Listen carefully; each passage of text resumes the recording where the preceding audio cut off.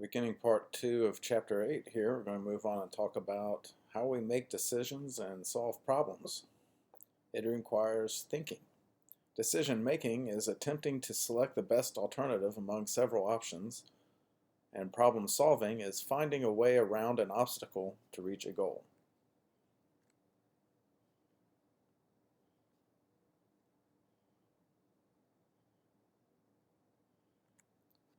Decision making often involves heuristics. Heuristics are shortcuts, or otherwise known as rules of thumb or informal guidelines, that are used to reduce the amount of thinking that is needed to make decisions. Heuristic thinking often occurs unconsciously and allows us to free up some cognitive resources. Heuristic thinking can be adaptive in that it allows us to decide quickly rather than weighing all of the evidence before deciding. Heuristics can also result in biases, which may lead to errors or faulty decisions.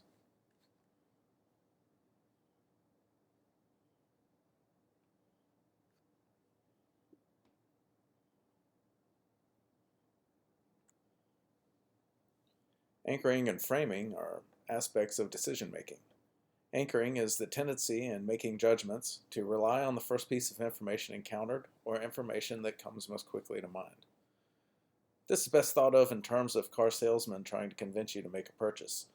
The salesperson might start with the cheapest car first in order to make you much more impressed with and more likely to purchase a nicer car. Framing, in terms of decision making, is the tendency to emphasize the potential losses or potential gains from at least one alternative. This is also easily thought of in terms of car sales when comparing makes and models. A salesperson will frame the sale in the most positive light possible in terms of safety and reliability versus an unsafe or unreliable car. And they do so in terms of losses or gains. It also depends on the purchaser and what might be important to them. If somebody comes in and wants a fast car, then they'll play the same game in terms of a fast car versus a slow car.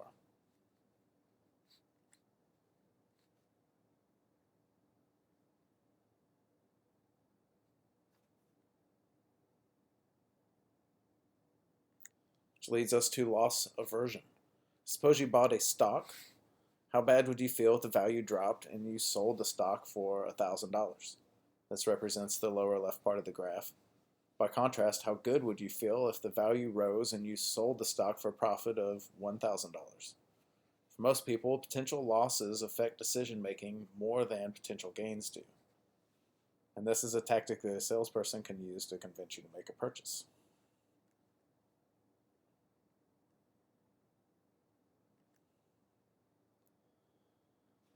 Which leads us to the availability heuristic. This is making a decision based on the answer that most easily comes to mind. When we think about events or make decisions, we tend to rely on the information that is easiest to retrieve. Now this sounds a lot like the anchoring, but it's not the same. It's kind of like if somebody brought up something and you had seen it in the news lately, you would think that it was happening much more often because you saw it on the news. It came to mind quickly.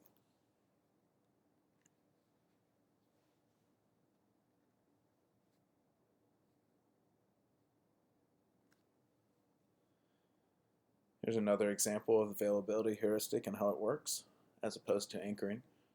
If you are like most people, you thought of words with R as the first letter, such as write and read. Then you thought of words with R as the third letter, such as care and sir. Because words with R at the beginning came most easily to mind, you concluded that R is more often the first letter of a word. R is much more likely, however, to be the third letter of a word.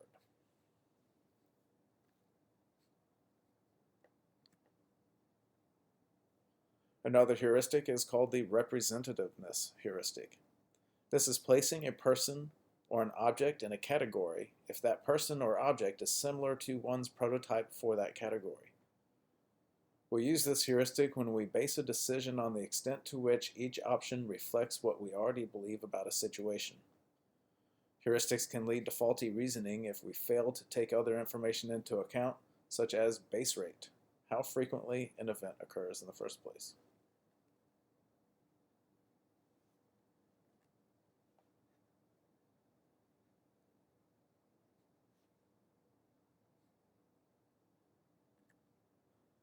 Emotions can definitely influence decision making.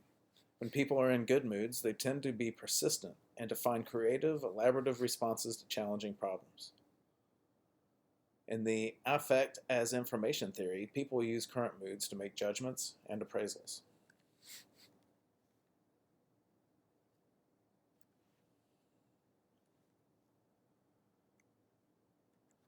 Somatic markers also play a role in decision making.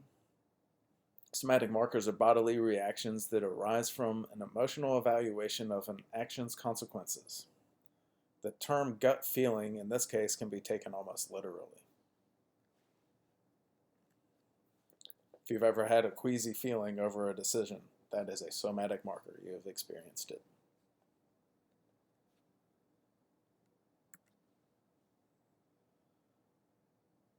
All right, there's also the affective heuristic and ineffective forecasting. The tendency for people to overestimate how events will make them feel in the future is at play. People are poor at affective forecasting in terms of predicting how they will feel about things that are in the future. After a negative event, people engage in strategies to help them make themselves feel better.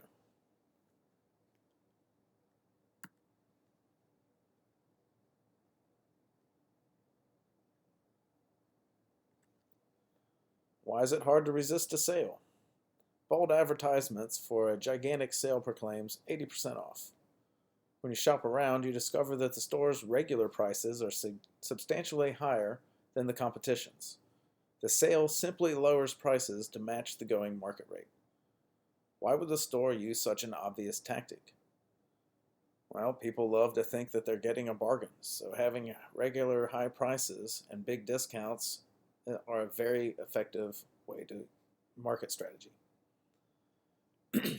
Specifically, a company that is now failing for different reasons, JCPenney, tried to break this mold by ending weekly sales and offering fair and square everyday low prices for their merchandise. As a result, shoppers quit going to JCPenney's. The conclusion is that shoppers want their discounts. But in this day and age, perhaps they're just dying because they're one of the big box stores. Advertisers exploit the tendency to view benefits and costs differently. Suppose a gallon of gasoline costs $4.05.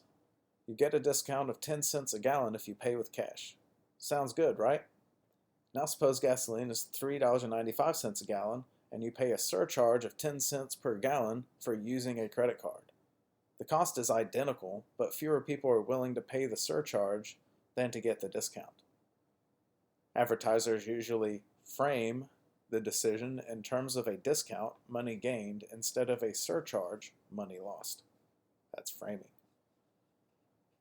In the grocery store, people are much more likely to purchase meat that is described as 75% lean than food described as 25% fat. If you go to the grocery at any point, you'll see that happening in every product.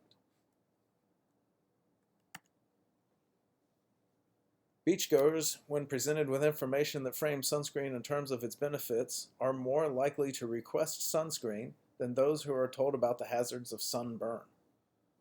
Positively framed information is more influential in changing behavior than negatively framed information. It's another example of framing. Real estate agents often start with an overpriced, run-down house that they have little expectation of selling. With that quote-unquote shack as an anchor, buyers are more impressed with the houses they subsequently see and therefore become more likely to make offers. This is anchoring. Anchoring and framing are among the major weapons that marketers use to increase sales.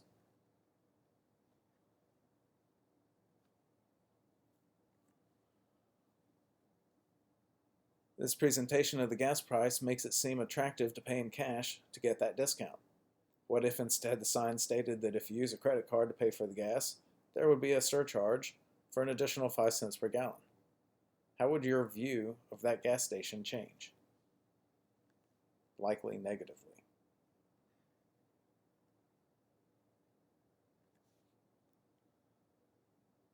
All right, moving on to problem solving. A person has a problem when he or she has no simple or direct means of attaining a particular goal. To solve the problem, the person must use knowledge to determine how to move from the current state to the goal state.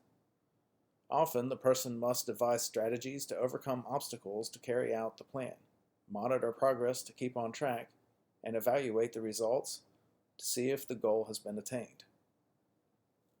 How the person thinks about the problem can help or hinder that person's ability to find solutions.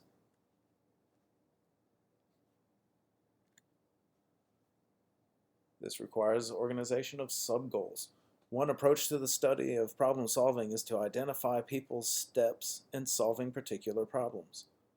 This involves breaking down a problem into sub-goals as an important component of problem solving. When you are facing a complex problem, identifying the appropriate steps or sub-goals and their order can be challenging.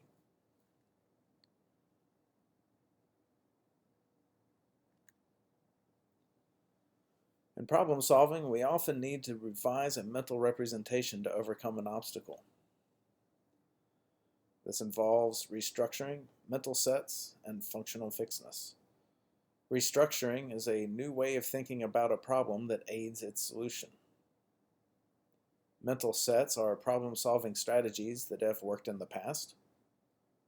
And functional fixedness, in terms of problem solving, is having fixed ideas about the typical functions of objects.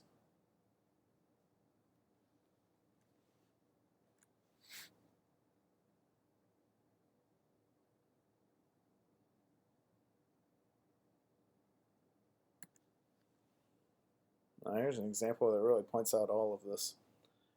Here's the task. Try to connect the dots by using at most 4 straight lines without lifting a pencil off of the page or your finger from the screen in this case.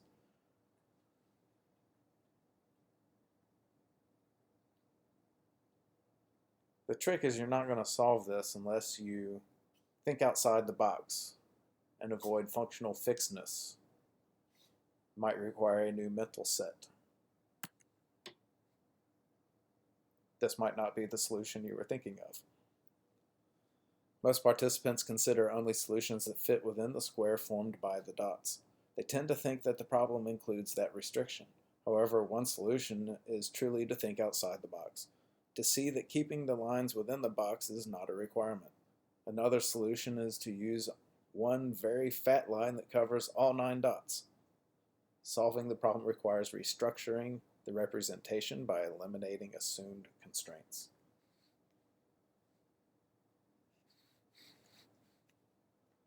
Here's another example. It's called Dunker's candle problem. Try to solve this problem.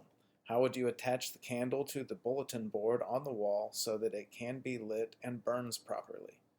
You have a book of matches, a candle, and a box of tacks, and then that bulletin board there.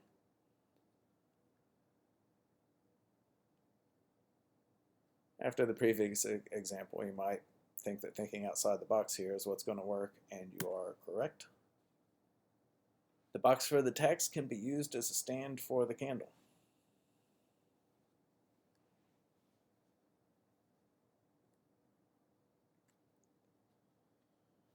Restructuring mental representations is a valuable way to develop insight into solving a problem. One such strategy is using an algorithm. An algorithm is a guideline that, if followed correctly, will always yield the correct answer. Working backward also works. This is proceeding from the goal state to the initial state when the appropriate steps for solving a problem are not clear. And finding an appropriate analogy, also known as analogical problem solving, is another strategy.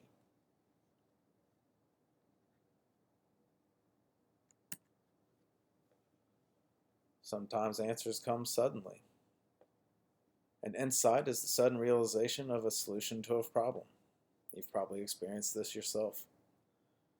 A psychologist named Kohler demonstrated that chimpanzees as well as humans have insightful moments. And another study with the string and pliers provides an example of how insight can be achieved when a problem initially seems unsolvable. All right, for that first example, Kohler's study on sudden insight, chimpanzees try to solve problems such as reaching bananas that are up too high. In one of Kohler's studies, a chimp seemed to suddenly realize a solution. This chimpanzee stacked several boxes on top of each other and stood on them in order to reach the bananas. This behavior suggested that the chimp solved the problem through insight. In the other example, in this situation, how would you grab both strings so that you could tie them together? The solution is to weight one string with the pliers and then swing the weighted string as the pendulum that you can grab.